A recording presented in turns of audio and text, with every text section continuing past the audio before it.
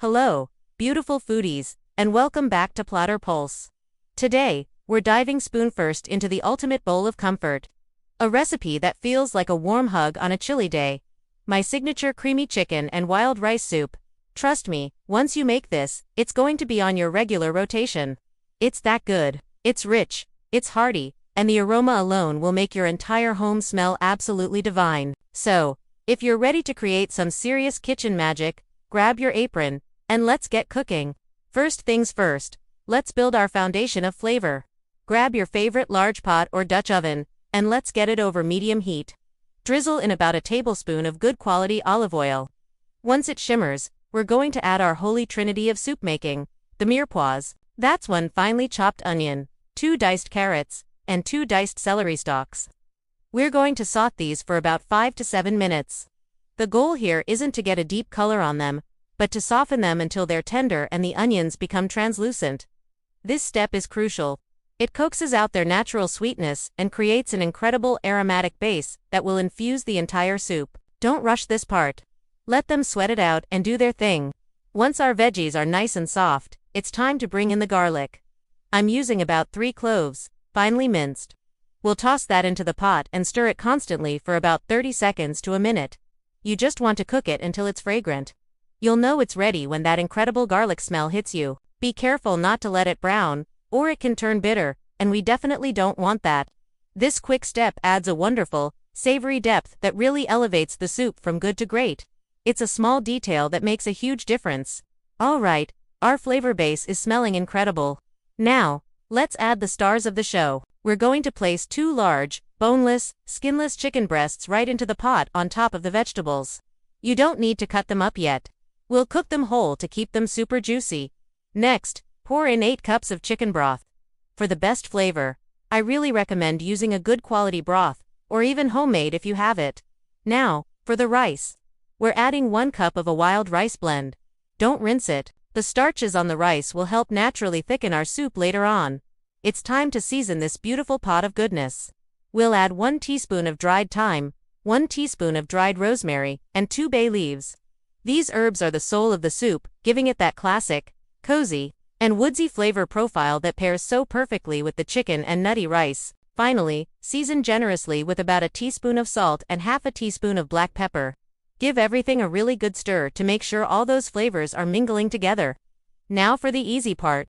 We're going to bring the soup up to a gentle boil, then immediately reduce the heat to low, cover the pot, and let it simmer.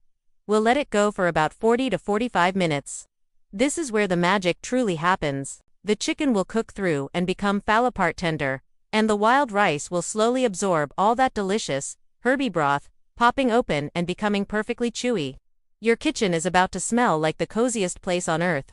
Just let it do its thing. This slow simmer is key to developing those deep, comforting flavors. Alright, it's been about 45 minutes, and our soup has transformed. The rice should be tender, and the chicken cooked through. Let us carefully remove the whole chicken breasts from the pot and place them on a cutting board. Also, take a moment to fish out and discard those 2 bay leaves. Their job is done. Now, let the chicken cool for just a couple of minutes so you don't burn your fingers. Using 2 forks, we're going to shred the chicken. I love this method because you get these wonderfully rustic, uneven pieces that are perfect for soaking up the creamy broth. Once it's all shredded, add that glorious, juicy chicken right back into the pot. Give it a gentle stir. Now every single spoonful will be packed with tender chicken and hearty rice.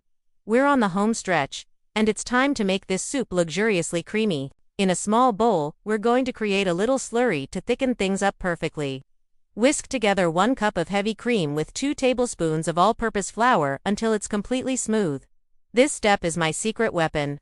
It prevents any lumps and ensures the soup becomes velvety and rich without being too heavy. If you want a slightly lighter version, you can absolutely use half and half instead of heavy cream. Now, slowly pour that creamy flour mixture into the simmering soup, stirring constantly as you do. You'll see the soup almost instantly start to thicken and take on that beautiful, creamy color we're looking for. Let it gently simmer for another 5 minutes. This final simmer allows the soup to thicken to its full potential and really melds all those incredible flavors together. Just look at that. It's rich, it's dreamy, and it's almost ready to serve. Taste it one last time and adjust the seasoning if you need to. Maybe a little more salt, another crack of black pepper. You're the chef, and there you have it. The most incredible soul-warming chicken and wild rice soup you will ever make. To finish, I love to stir in a handful of freshly chopped parsley right at the end. It adds a pop of vibrant color and a burst of fresh, clean flavor that cuts through the richness beautifully. Ladle this liquid gold into a big bowl. It's a complete meal on its own, but it's absolutely divine, served with a side of warm, crusty bread for dipping. Can you imagine a better way to warm up? This is comfort in a bowl.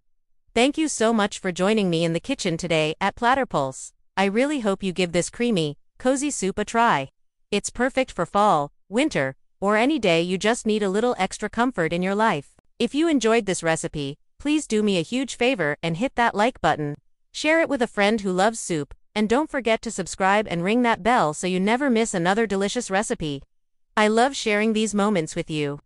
Until next time, stay cozy and happy cooking.